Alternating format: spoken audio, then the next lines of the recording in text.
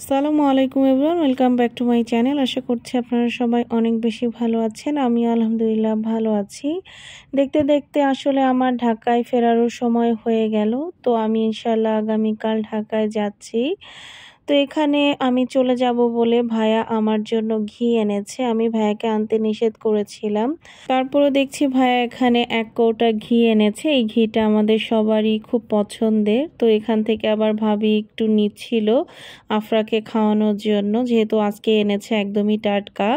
আর এদিকে জারিফের বাবার জন্য আবার 2 ধরনের মিষ্টি এনেছে। 1 কেজি পেড়া সন্দেশ এনেছিল আর 1 কেজি রসমালাই এনেছিল। আমাদের বাজারের এই দুটো মিষ্টি অনেক বেশি নাম করা। আর পেড়া সন্দেশটা ছিল হচ্ছে গিয়ে নলেন গুড়ের। এই সন্দেশটা খেতে দারুণ মজা ছিল। আর রসমালাই তো বরাবরই অনেক মজাদার হয়ে থাকে। জারিফের বাবা রসমালাইটাই বেশি পছন্দ করে আর পেড়া সন্দেশটাও করে, তবে দুইটার তুলনায় ও রসমালাইটাই বেশি পছন্দ করে। আর এটা হচ্ছে গিয়ে তার পরের দিন মা এখানে গতকাল রাতেই সেমাই পিঠা রান্না করেছিল। এটাও নিয়ে যাব জারিফের বাবার জন্য। আর ভাবি এখানে এত মজাদার ভাজা পিঠা বানিয়েছিল যেটা আসলে বলে বোঝাতে পারবো না। ভাবির এই পিঠাটা খুবই মজা হয়েছিল। আর দুপুরে মা এখানে সরিষা বাটা দিয়ে ডাটা রান্না করেছিল আর কবুতর আসলে জারিফ খেতে খুবই পছন্দ করে, তাই বাড়িতে প্রায়ই কবুতর রান্না করা হতো। আর এখানে আমার চলে আসার শেষ প্রস্তুতি চলছে। এখানে মোটামুটি সব কিছু মা আর ভাবি দুজনে মিলে এখন বস্তায় ভরবে, তবে আমি সব থেকে বেশি ফ্রোজেন জিনিসই এনেছিলাম।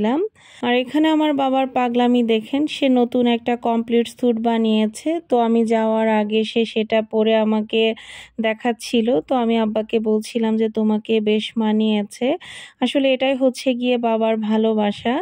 আর এদিকে জারিফ চলে যাওয়ার আগে আসলে বুঝতে পারছিল, এখানে দেখতেই পাচ্ছেন জারিফের কিন্তু মনটা এখানে বেশ খারাপ, কারণ ও বুঝতে পারছে যে আজকে আমরা ঢাকায় চলে যাব। তো এখানে ফাইনালি আমাদের সবার কান্নাকাটি শেষ করে এখন আমরা অটোতে উঠেও গিয়েছি। আসলে বাড়িতে এসে অনেক দিন থাকলে সবার জন্য অনেক বেশি খারাপ লাগে। আর আমাকে গাড়িতে উঠাই দিতে সাথে মা আর আব্বা যাচ্ছিল।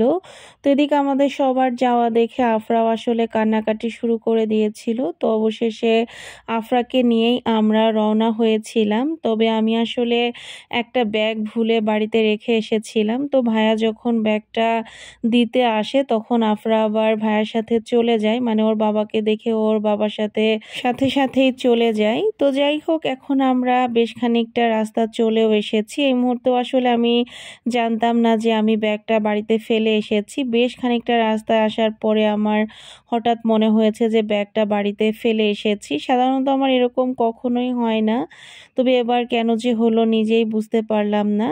তো যে আমরা হাটগোপালপুর চলেও এসেছি, এসে কাউন্টারে বসেছিলাম। তো এখানে আমরা সবাই মিলে একটু গল্প করছিলাম শেষবারের মতো, কারণ কিছুক্ষণের মধ্যেই বাস চলে আসবে। বাস চলে আসলে তো আর আব্বা মার সাথে গল্প করা হবে না। আবার কবে বাড়ি আসবো তখন সামনাসামনি বসে দুটো কথা বলবো, আল্লাহ যদি চায় আর কি। তো এদিকে জারিফের নানা আবার জারিফকে ওয়েফার কিনে দিয়েছে। জারিফই বায়না শুরু করেছিল এটা কিনে দেওয়ার। আর এদিকে মোটামুটি বেশ কিছুক্ষণ অপেক্ষা করার পর আমাদের বাসও চলে এসেছে। আর এই মুহূর্তে আমরা বাসে উঠেও গিয়েছি আলহামদুলিল্লাহ। তো বাসে ওঠার কিছুক্ষণের মধ্যে অবশ্য জারিফ ঘুমিয়ে যায়, কারণ জারিফের চোখে আসলে প্রচুর ঘুম ছিল। যখন অটোতে আসতেছিল তখনই ঘুম ঘুম একটা ভাব ছিল। তো এই যে দেখতেই পাচ্ছেন জারিফ অলরেডি আমার কোলে ঘুমিয়ে গিয়েছে। আসলে সবসময় সিট নেওয়া হয় 2টা, তবে জারিফ কিন্তু সবসময় আমার কোলের ভিতরে এভাবেই থাকে। এখন তো ঘুমিয়ে আছে, ও যদি ঘুমিয়ে নাও থাকে তারপরও আমার কোলের ভিতরেই থাকে, কারণ ছোট মানুষ তো একটু ভয় ভয় পায়।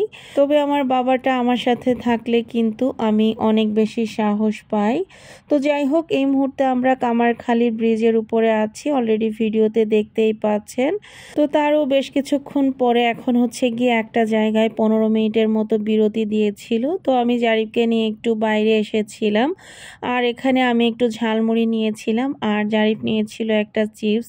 আসলে এখানে খাওয়ার মতো তেমন কিছুই নেই, তাই একটু ঝালমুড়ি খাচ্ছিলাম আর কি, হালকা যেহেতু ক্ষুধাও লেগেছিল। আর এখানে জানালা দিয়ে এত সুন্দর একটা চাঁদ দেখা যাচ্ছিল, তাই আপনাদের সাথেও একটু শেয়ার করলাম। তো তারপরে আলহামদুলিল্লাহ খুব ভালোভাবে বাসায় পৌঁছে গিয়েছিলাম। আর এটা হচ্ছে গিয়ে তারপরের দিন দুপুর বেলা। আজকে ছিল হচ্ছে গিয়ে শুক্রবার। তো জারিফের বাবা নামাজে চলে গেল।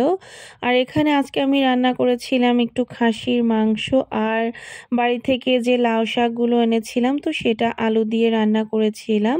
আর এখানে আমার ছাদে বেশ কিছু পেঁয়াজ হয়েছিল, সাথে কাঁচা মরিচও, তো সেগুলোই ছাদ থেকে এনেছি। যদি এগুলো সকালের দিকে এনেছি তবে দেখাতে একটু দেরি করে ফেললাম। তো যাই হোক, নিজের হাতে লাগানো ফসল দেখতেই কিন্তু অন্যরকম একটা ভালো লাগা কাজ করে।